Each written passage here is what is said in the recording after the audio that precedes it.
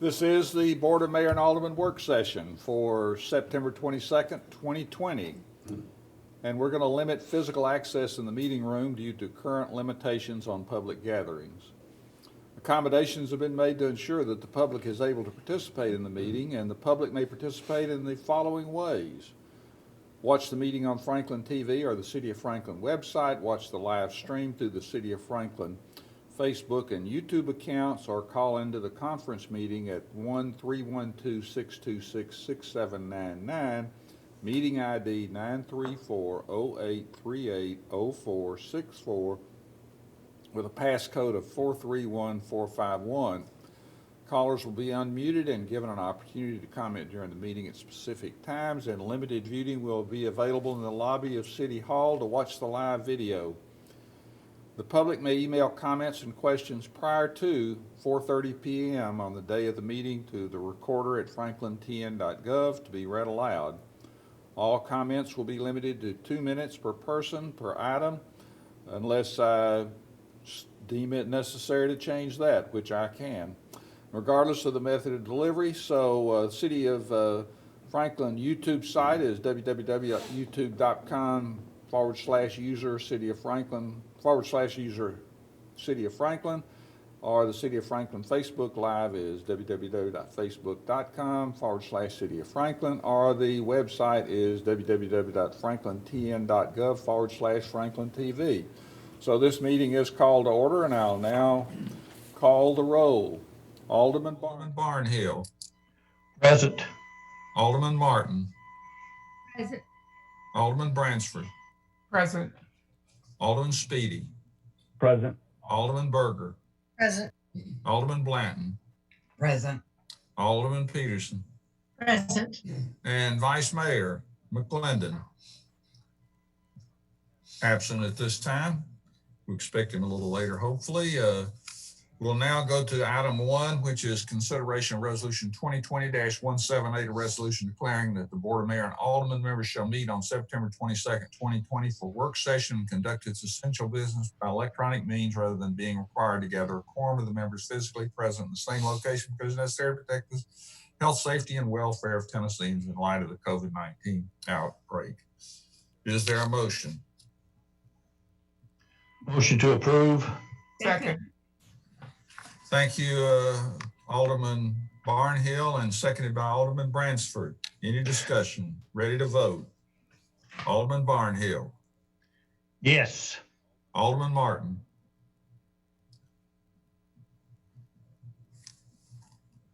Alderman Martin. Yes. Thank you. Alderman Bransford. Yes. Alderman Speedy. Yes. Alderman Berger. Yes. Alderman Blanton. Yes. Alderman Peterson. Yes. Vice Mayor McClendon. Motion passes 7-0. It's now an opportunity for citizens to make comments on items that are not on the agenda. There is no one on the call-in line, and we don't have any written comments, so we'll now move into work session discussion items, and we'll start out with the discussion of the status of electronic billing project for the Revenue Management Department. Mr. Mayor, I'll say just a couple words of introduction on this. This is a project our city team has been working on for a couple years to move our utility billing to provide an option for people to receive their bills electronically. We've had a team from Revenue Management, Finance, and IT working together on this, and are getting ready to roll that out in the near term, and wanted to walk through for you what that will look like for our customers. We're excited to bring this service enhancement to our utility customers, and we'll have our team, Christine, Lawrence, and Jason walk it through for you. So Christine, you want to lead it off? Thank you, Eric. You gave a great introduction. This is a very exciting, very important project for while it's implemented with the name of Revenue Management Department, Finance and IT are right there and working to implement this along with revenue management. And I'm very proud to represent this group to start this presentation. We do have approximately 27,000 customers. We send out about 325,000 bills a year for water and sewer services, our stormwater utility and sanitation department. So this department certainly impacts practically every household and business within the city of Franklin. We do have, of course, there are some programming expenses for this project. However, we believe within a very short time frame that we will be able to recoup those costs with less postage and printing expenses related to those customers who voluntarily sign up to receive a notification that their bills are available electronically. Certainly, we started this project before the COVID period, but it seems like a very timely offering that we can do as we're at this point in where we're at with customer service. That this is one other way to receive bills, one other way to easily and quickly pay your bill online. We certainly have had online pay options, but now we have this new portal, which will make this even more user-friendly and accessible. We will maintain that customers can still, of course, receive their bills by paper, and they can pay by means that they're accustomed to. This is just one other option for our customers, and we look forward to providing this to them. I'd like to introduce first Jason Potts. He is our interim IT director, and along with Jim Metcalf, who has been key in our programming. He's our manager in the IT department. I'll let Jason take this presentation. Okay, thank you, Christine, and Eric again. So we'll start off a little bit from the IT side and the project as a whole. This was definitely and still is a collaborative effort involving multiple departments.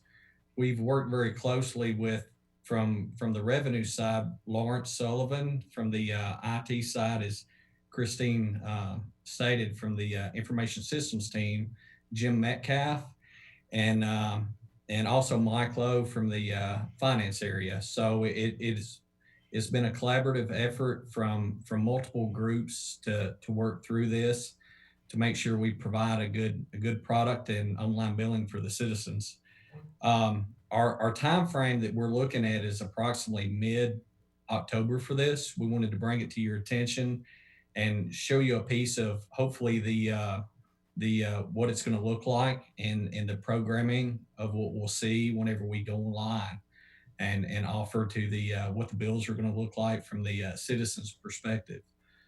With that, I will hand it over to Lawrence Sullivan from Revenue Management and Jim Metcalf from the IS team. They're going to go through a PowerPoint presentation that'll have a few slides to show you what it'll potentially look like. So with that, Lawrence, if you want to take over. Thank you, Jason. As part of this project, my role is representing our customer service and our utility billing teams in how we interact with our customers.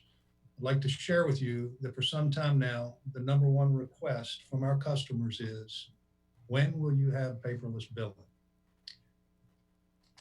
And we look forward to the day coming soon in October that our website will display this announcement with a click here to register link, which will take customers to a registration page as simple as this one, where they create an account allowing them to view their current and historic details of their City of Franklin utility bills.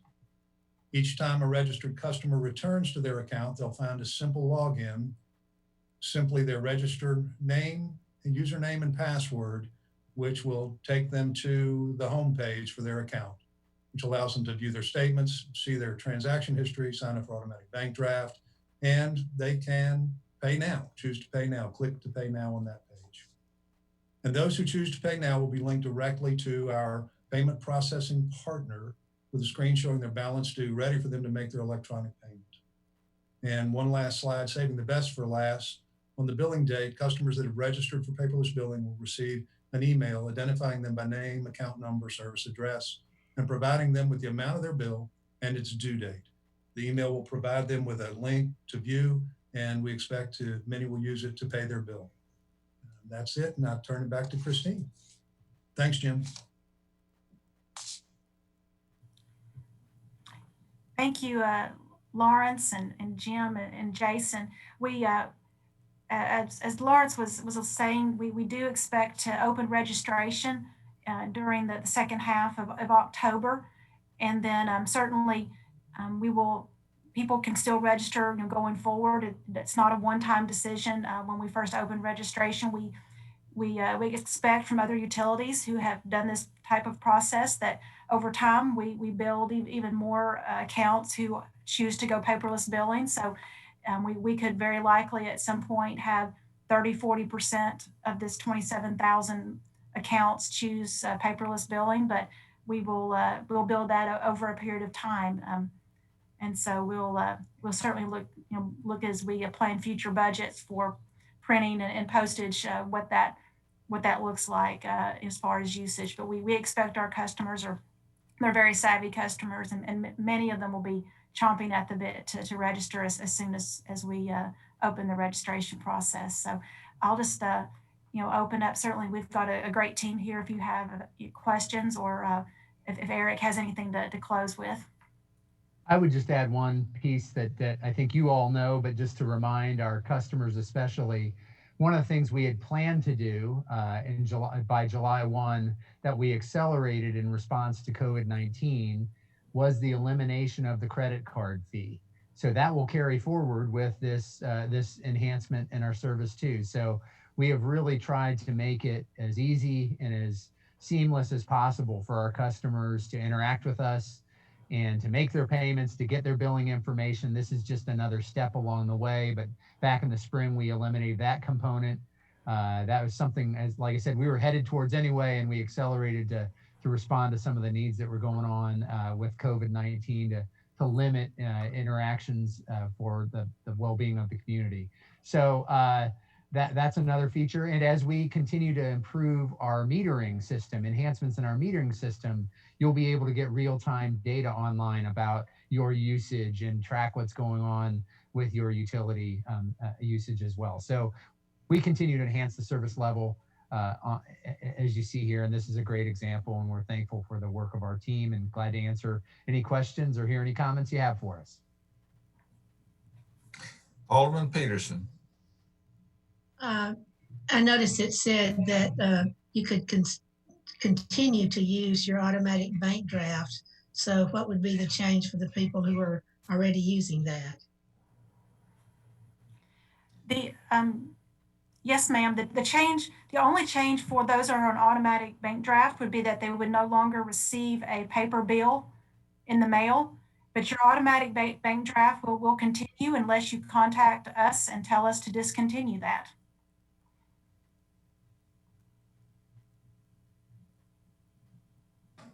Any other comments or questions? Yes, Mayor. Alderman Blanton. Well, as I've alluded to before, I'm one of those that visit the mailbox on 2nd Avenue very frequently. I was one of those that was sad when it got damaged. But since COVID and being able to not realize those charges, I have changed.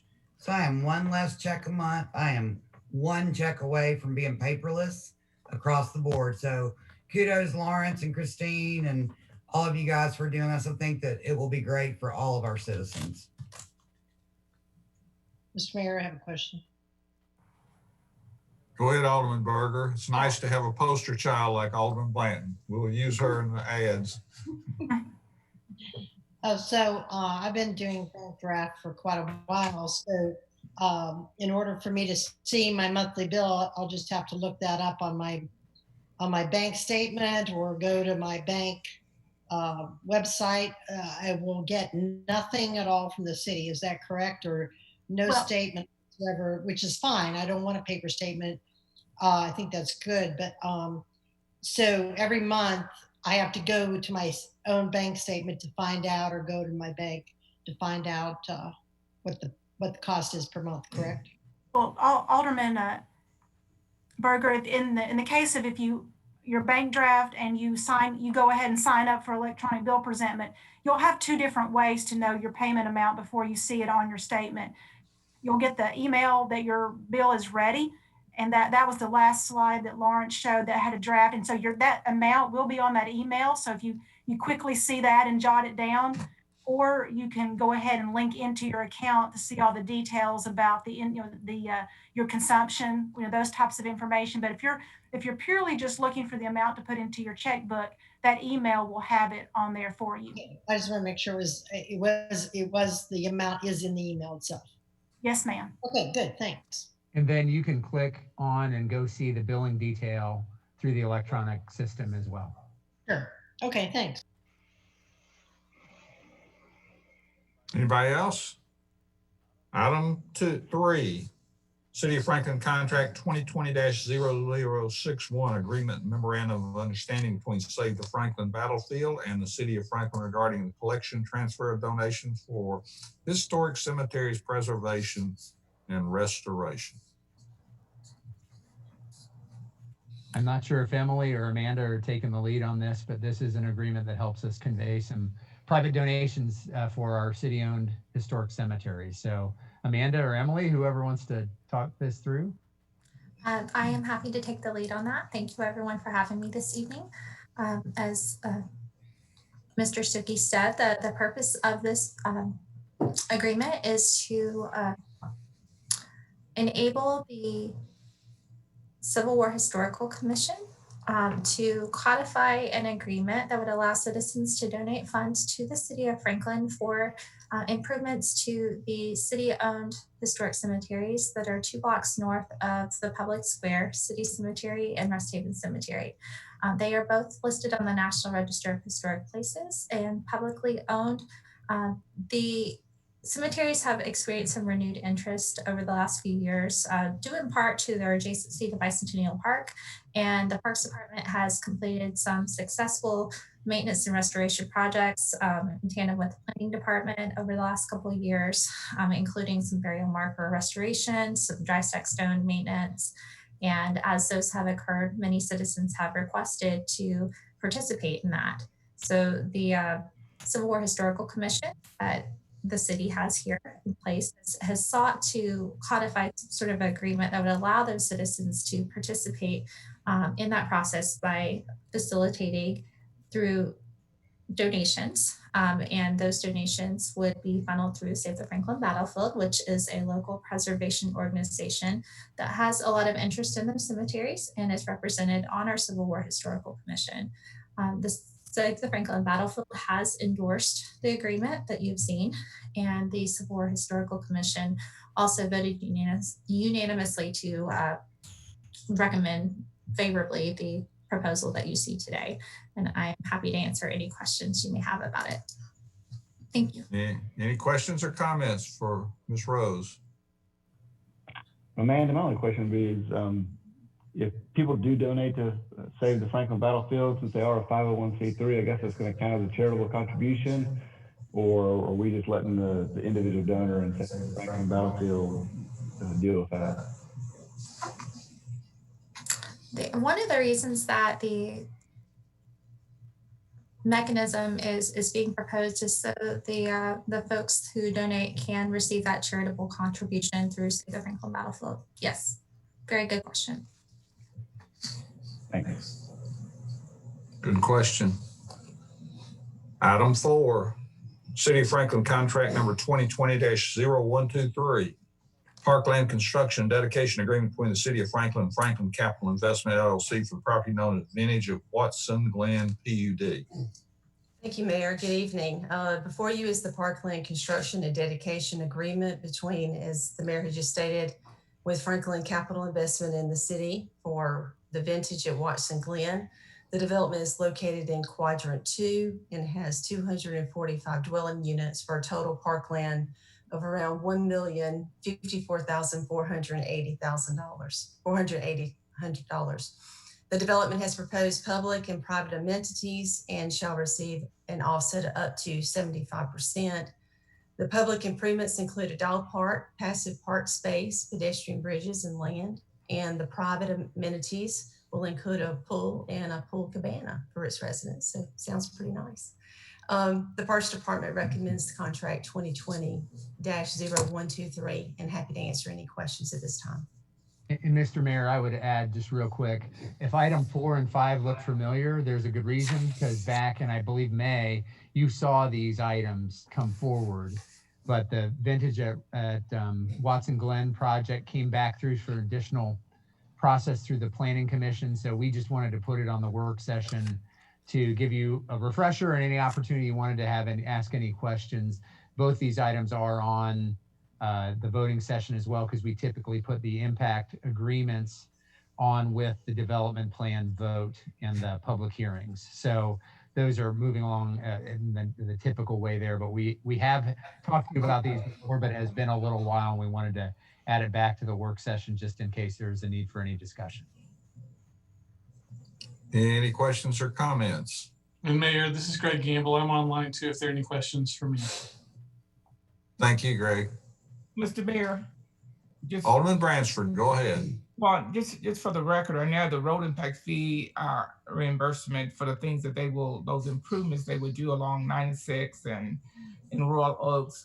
And even with all those nice improvements, we still gonna have will show a failure at a couple of sites. And I just want to make sure. Yeah, go ahead, but that's the next thing. That's the next item. All right.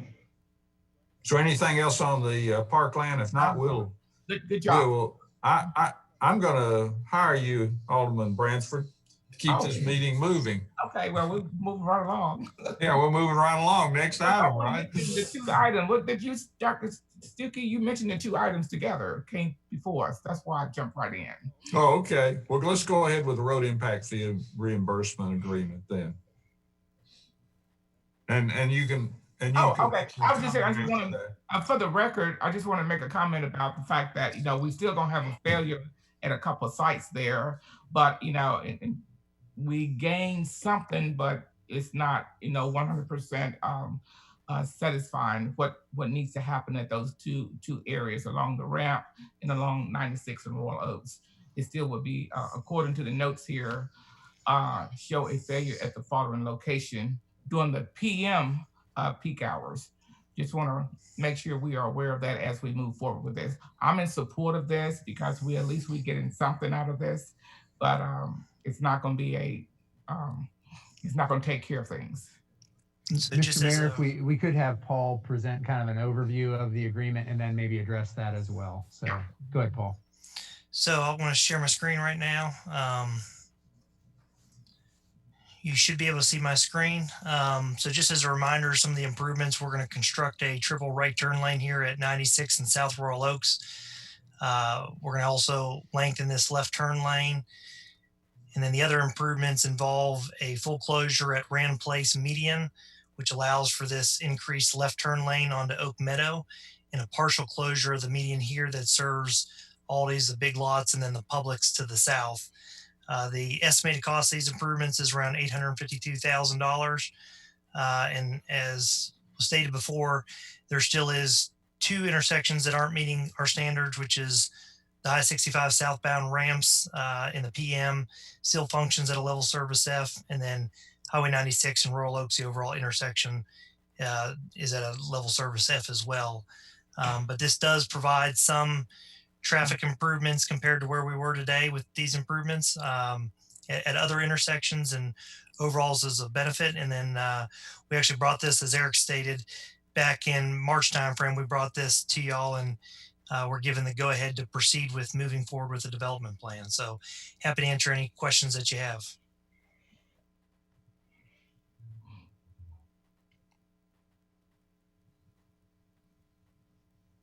Thank you, Mr. Holzen. Anybody got any comments or questions? Yes, sir, I do. Go ahead, Alderman Blanton. I've received a lot of feedback from friends who are against this development, and they are saying that they feel like it should be commercial only, not residential. I know that Mr. Gamble had given me some rebuttal or some, I don't know what you want to say, some answers to that quandary. So I didn't know if Greg, if you wouldn't mind addressing your stance on this development switching from more commercial development to a mixed use, if that's allowed, Mayor. Absolutely. I'm glad to welcome his comments. Yes, absolutely. I'm happy to address that. First of all, the traffic analysis that was prepared included background traffic over the next 5 years. And so the study that was presented is not today's traffic volumes, but the anticipated traffic volume without the development, just with natural normal growth within the city of Franklin.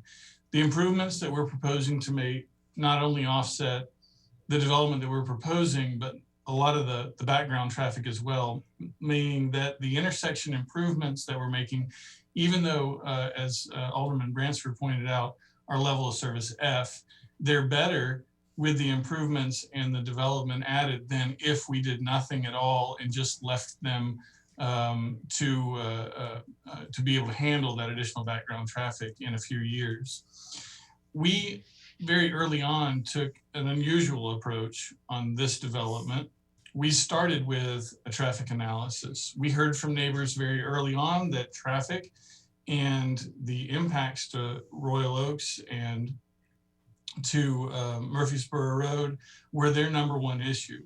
So we started with the traffic analysis and looking at what failures existed along those roads today.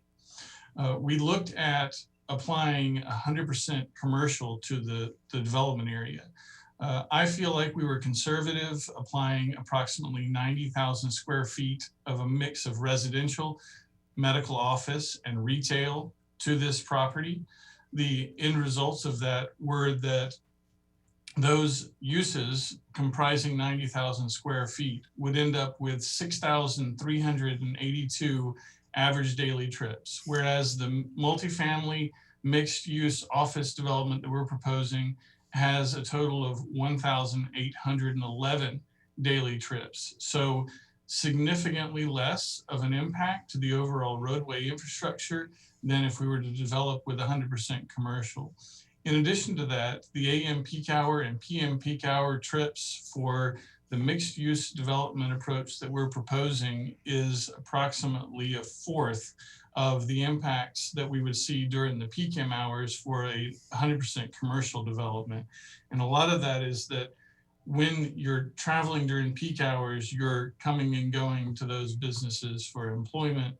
And we believe that we have a proposed development that mitigates the traffic impact, but also has a reduced volume as compared to what would happen if we developed as 100% commercial. Thank you for explaining your stance. Yeah, thank you, Mr. Gamble and Alderman Blanton. Any other questions or comments? Ready to move on? We'll go to item number 6, which is the Resolution 2020-162, a resolution adopting the revised general requirements and technical specifications for the Water Management Department. So the Water Department has spent the last couple years, COVID kind of slowed things down, and then TDEC review also of revising our specifications that we use for development of our infrastructure. So we've updated them with kind of the technologies and the equipment that we prefer to allow for seamless operations and for kind of knowledge transfer among our employees as we bring new employees in. We're not looking at multiple different types of equipment. These specs cover water construction, sewer construction, and reclaim construction. And it's going to be, we use these often when we do capital projects, and then also as well for developers as they design the infrastructure for our city. So this is, these have already been approved by TDEC, and the resolution will adopt them to allow them to be posted on our website and then be put into use as the city's technical specifications. So if there's any questions, I can certainly answer those. Seeing no questions, thank you, Michelle. We'll go on to item 7, which is City of Franklin Contract 2020-0226 with the City of Brentwood to move the City of Franklin boundary to remove the City of Brentwood property located at General George Patton Drive. So a very small piece of the Brentwood Public Works facility is actually within the City of Franklin. And this would, by agreement, modify that boundary line to place the entirety of that Brentwood Public Works facility in the City of Brentwood.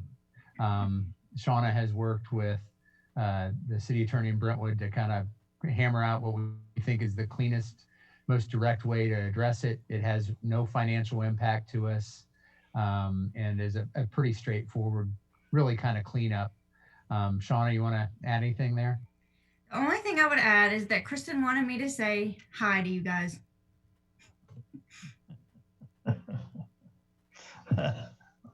She's watching, so if you want to say hi back, that'd be great. Oh, hi, Kristen. Kristen. Good that we could work together. True. Okay. No controversy there. So we'll go to item 8, which is consideration ordinance 2019-19 to amend Title 16, Chapter 5 of the Municipal Code to address public gatherings and expression events. So Mayor and Board, we gave you a pretty heavy presentation at the end of last meetings 2 weeks ago, the work session. We wanted to provide any opportunity that you had for any further questions or discussion on the item. We had some that evening, but we were at the tail end of the meeting time, so we didn't want to assume we had heard all the feedback that we might want to, or discussion that we might want to have on the item. We did include it on for first reading vote tonight on the 7 o'clock meeting.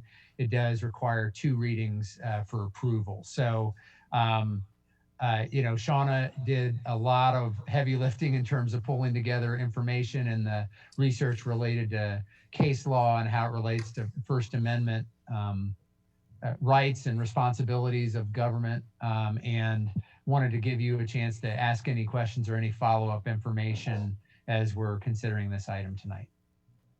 Shauna, I don't know if there's anything you wanted to add to the discussion or clarify that may have come up in the last couple weeks. No, I don't think I have any other clarification. You guys still have the PowerPoint if you want to refer back to it.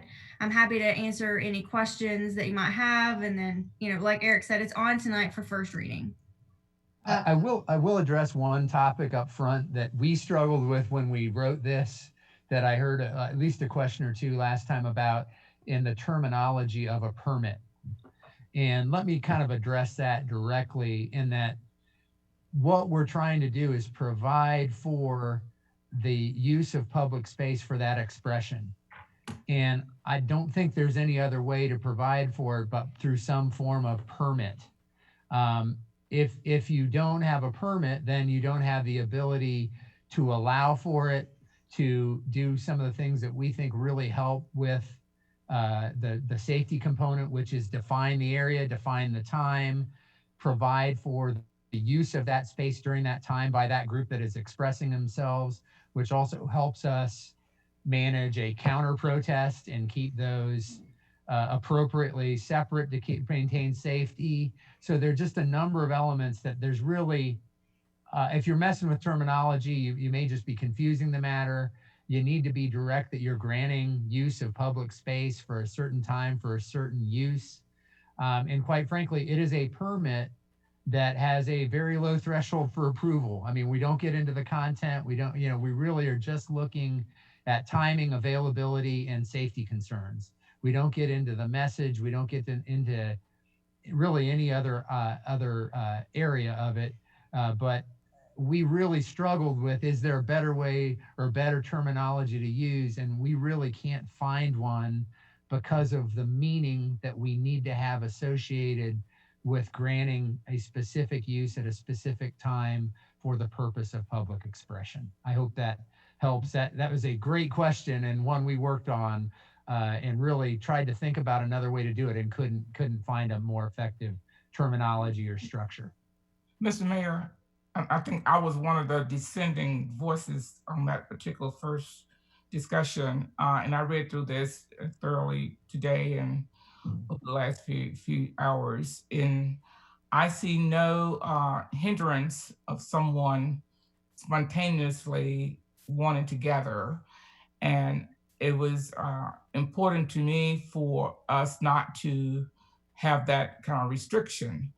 However, I think providing, I want to call it a service to a group or a group more than 20, providing a service to them. That's the way I'm interpreting it in my own mind, is that I come to you, you will provide a service to help me plan this in a safe way for the city and for all involved. So I can choose to use that service, permit, whatever word we want to use, or I don't have to use it. Shauna, am I right? I could still spontaneously meet. I know there's some numbers, 20 versus 21. So you're not restricting me from using the service, the permitting services that would allow that. So I saw that there was options here. Maybe that's the Well, best. spontaneous is still kind of a defined term, meaning it has to be something that happened in recent news. So, you know, I would say that most of the things that are happening right now are based on recent news. But you really, if you are going to want to protest in our square, we would ask that you get a permit if it's, you know, some weeks out. If you don't, we could ask you to reschedule it, you know, and that. Can we enforce that? I'm sorry, I don't mean to interrupt you, but can we enforce that? We can. We can. But if someone wants to come and counter protest you at the same time, we can't move them off the square. You know, you're going to have two competing groups in the same area. And that's just tricky. I hope that people who want to come and use our sidewalks and our public areas for public gathering and expression will see the benefit of having a permit. Yeah, a service, a nice yes. You're right. I didn't really think about it that way, but it is kind of like a service. I have a question, Mr. Mayor. There's Alderman. Go ahead, Alderman. Alderman Bransford. I'm sorry. Yes. Go ahead and mute yourself, Alderman Bransford, and if you'll yield to Alderman Berger. I yield to my colleague. I just want to make sure you were finished. Sorry. So yeah, I'm one of the ones that had a problem with the word permit, because permit sort of says you can actually turn it down. Now I think the only reason on a specific area that we would turn it down is if somebody else has applied to be at that area at the same time. Mm-hmm. There's issues there. Accommodation, there may be some other function going on. So I was the one that said something about maybe a public gathering coordination form. I just thought the word permit was something that people could conjure up to say, oh, a permit could be turned down. So if it's more a play on words and it doesn't legally, Shauna, get us into any hot water with the word permit, then I will be okay with permit. But you mentioned something about, you know, when Alderman Bransford said something about, well, could we ask them to leave? Yes, and you said, yes, we could. So how, first of all, I know safety is one issue. We're not making people leave because of what they want to say or anything to do with their First Amendment rights. That's not us doing that at all. But how do you ask them to leave, under what purpose? Yeah, well, and we may not. It really depends on what, you know, what the situation is and how it's working out. I do kind of want to hit on that permit though, just a little bit, because, you know, there's a lot of case law that talks about permits, and there's no case law that talks about any other scheme, any other type of allowance of your public area. If you create a word for it, I think you're just going to confuse the courts on what to do with it if ever we were challenged. They won't know what we've created. So, but whether we would ask someone to leave or not probably depends on, is it taking up police time right now? Are we able to allow the event to keep going with, but you know, we have a duty, whether they have a permit or not, we have a duty to keep people safe. And so how is all that working out? And we would just have to look at it. I don't think you can stop someone to say, because we don't have any police power. I don't think that's going to fly, because I think people all over, well, you know what's going on, and they frankly don't care if there's police there or not. In fact, they prefer them not to be. So in some areas, so you know, I don't think that would be a reason we could ask them to leave or anything. But I think number one, if we had another event planned for the same space, or there was a city event or something planned, you know, and I think number one, our whole permit is coordinating with people. How many people are going to have there? How can we help you? You know, we'll have some police presence. If there's a counter protest, we are there to make sure they don't interrupt you. And yet they have a safe space as well, maybe across the street. If they want to counter protest, that they have a right to do so. But also, I think the biggest thing we brought up was they didn't impede the original group who was there, their ability to do what they wanted to do as far as peaceful protest or demonstration or rally, whatever they wanted to define that as.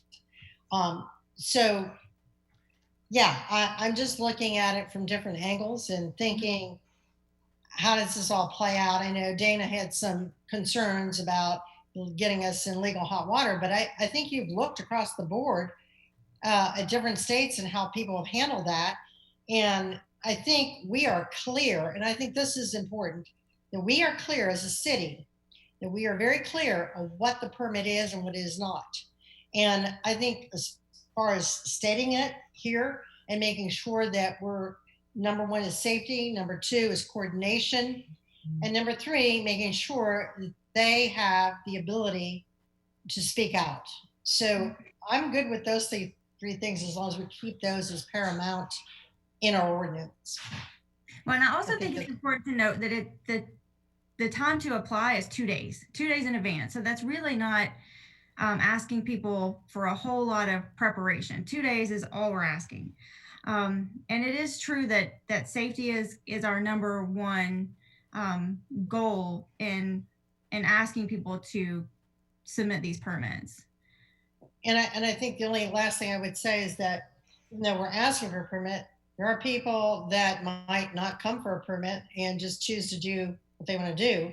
And we actually can't stop them, but I think we could curtail activity if it was impeding traffic, stopping people on the sidewalks, those things. And I think that's where our police officers are going to have to come in to make sure that people are abiding by the other safety rules that we have for our businesses and our residents.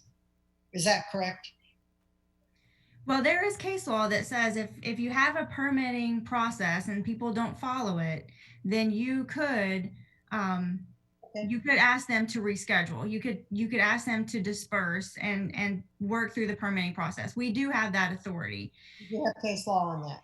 Yeah, there's case law on that. But also creating any sort of legislation, whether it's this protest and demonstration ordinance or anything, creating how you bill for certain services that the city does, anything can open you up to legislation or to litigation. So that's, you know, if you make decisions all the time that can do that. So I don't want you thinking that if we draft this tonight or pass it in the next couple of weeks, that you're immune from anybody filing a lawsuit on it. I just think that we have great grounds to defend it if they do. Yeah, I think you're right. And I think the way it's written and also the study on the case law that you've done, I think gives us a lot of cover on that. And I think the general public is getting to understand what we're trying to do here, because it is all about First Amendment rights and allowing people the ability and the opportunity to be to freely express their opinions. And I think that that's really important. I think for either side of any argument would support that. All right, thank you. Anybody else? Mayor, Alderman Barnhill, go ahead. I guess my concern is that you can't overwhelm a specific area. It appears as if everybody wants to go down around the square and the monument, but there needs to be a mechanism that does not impede traffic. It does not impede the local businesses. It does not impede someone who's coming down here to do business, maybe pay a water bill rather than electronically or something other. We need to have that and an understanding of that. And I'm failing to understand why we are not able to direct them to any public property that we have as far as in the city. If you jam up traffic downtown, that's a major disservice to the citizens of Franklin and anyone else here. So I'm looking at that from that standpoint. I know we haven't had enough people to protest to make any difference. I guess it's been 20 or 30 or something like that, or 50 or 60. But we don't need to have it set up or not have a mechanism that allows the people that are here now, the citizens, the taxpayers, the property owners, the residents, to be inconvenienced by a protest on the square. Let me address that. I know Shauna may have something on that too. We need to be careful because location is speech too. And, we don't want a scenario where somebody said, well, my speech wasn't heard because you put me in some remote park or some other city location that didn't allow me to be heard. And I wanted to be on especially the town square, because that's the hub of the community. So I think that's something we got to be careful with. Right. But what this permitting process provides for, though, is us to think through the very issues you talked about. What's the timing? How many people? What do we need to do in facilitating it that doesn't overly disrupt traffic or the conduct of business or other people's rights in this process? And so by facilitating the communication, we can figure out the event and take a number of steps working with everyone involved so that we can lessen the very impacts you're talking about. So that we try to get at that, but get at that in a way that is working with whoever's trying to express themselves and where they think that is most appropriate in the public space, but collect information that allows us to minimize disruption, keep everybody safe. And again, we don't ever want to get into anything that looks anything like we restricted or curtailed anybody's ability to say what they want to say. So I don't know if I addressed that well. Shauna probably has some more insight on that too. No, you were right. That's excellent. That's perfect.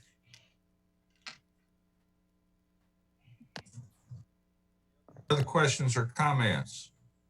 Let me mention one other thing that I didn't share with you all last time when we talked about this. As we drafted this, we did meet with some organizations and some people that had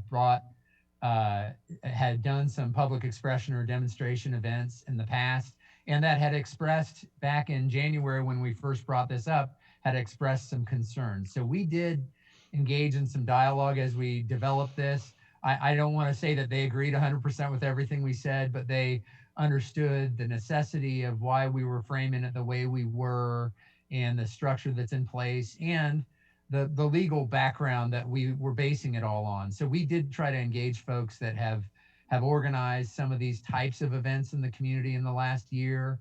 And just we did do that outreach because we think that's important too. We want people to understand how we got to where we are. And there have been some that have been critical to say they think this restricts speech. I actually believe it facilitates it. It provides for a mechanism to have it happen in a safe way, have it happen in a way that fits the opportunity that people desire to be heard. And so, I think we put a good mechanism forward. Is it perfect? Nothing is perfect. We'll probably learn some things, but I think we put a really good framework in place. And we did engage other folks who have organized these types of events as we put this structure together. I would just add one more thing. Go ahead, Alderman. Alderman Barnhill brought something up about inconvenience, and yeah, you don't want your businesses to be inconvenienced. They're trying to operate a business, and you don't want people to be inconvenienced. You're trying to get through the square or walk through the square or drive through the square. But unfortunately, free speech is inconvenient a lot of times, and we have to accommodate that.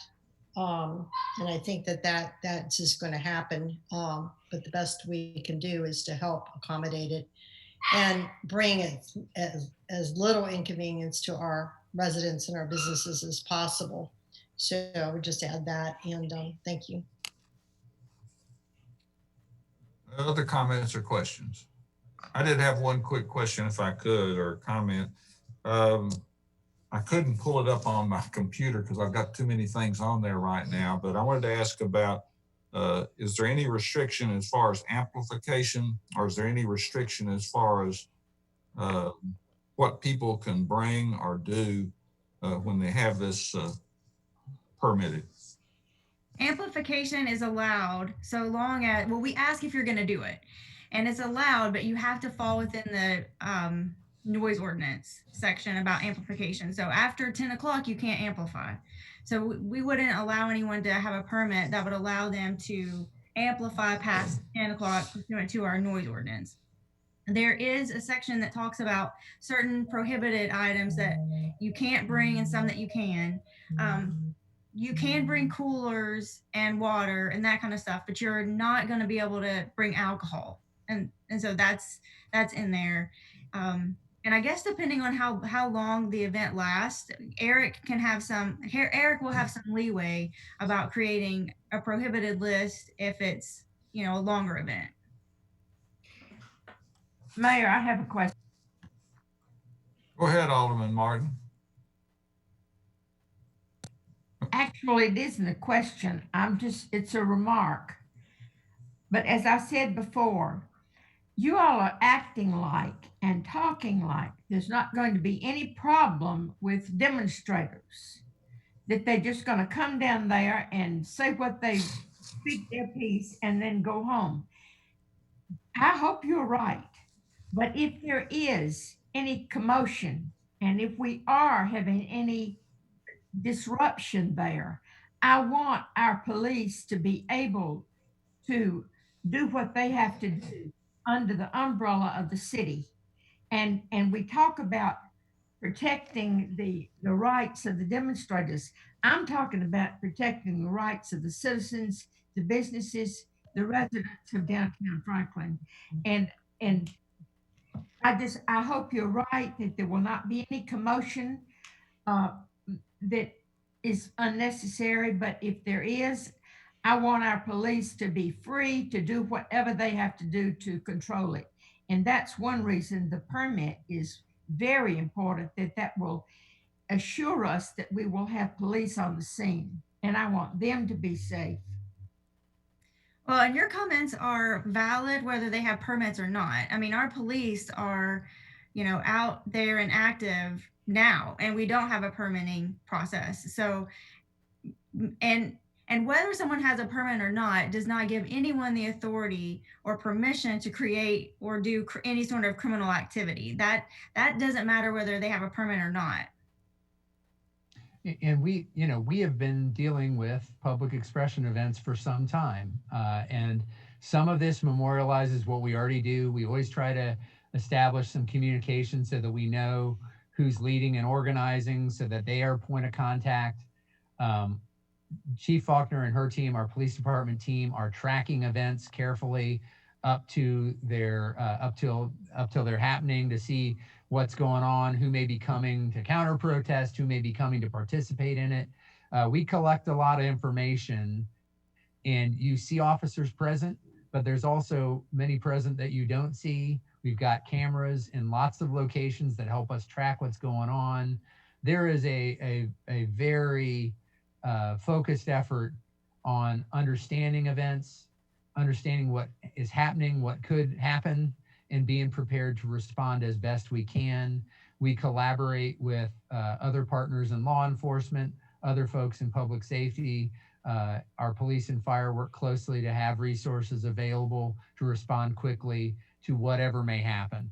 And so we do really have a lot of focus on that. So this permitting is one element of preparing and responding and working to keep everybody safe, but also protect people's First Amendment rights. But there are other things that we have done for some time and we will continue to do. And really this permitting structure helps support that.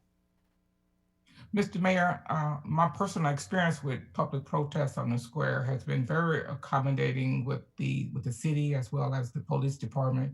Chief Faulkner, her group, they are visible, they are accommodating, and people were able to express themselves. So as an active protester myself over the course of many years, I'm lucky and happy to say here in Franklin, it has been very safe and accommodating. So for anyone who wanted to come and have their expression on the public square, you know, I feel safe in saying that this is a good place to do it. Thank you. Mayor, Alderman Martin. I know that sometimes there's a breakdown. There was a breakdown in Nashville. I don't know how on earth that happened, and I don't know who was responsible for all of that, but you see why I feel the way I do. I saw that, I talked to people who were involved in it, and it was a mess, and it could easily happen here. I hope to God it doesn't, but it could.